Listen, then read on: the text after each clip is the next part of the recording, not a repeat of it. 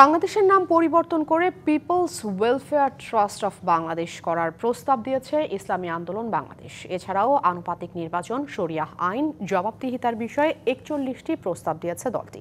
দুপুরে জাতীয় ঐকমত্য কমিশনের সহ-সভাপতি ডক্টর আলী রিয়াজের কাছে সংস্কার প্রস্তাব সম্পর্কে নিজেদের প্রস্তাব তুলে ধরে দলটি। পরে দলটির প্রেসিডিয়াম সদস্য আশরাফ আলী আখন্দ জানিয়েছেন, প্রস্তাবিত সংস্কারের অধিকাংশের সাথেই একমত পোষণ করেন তারা।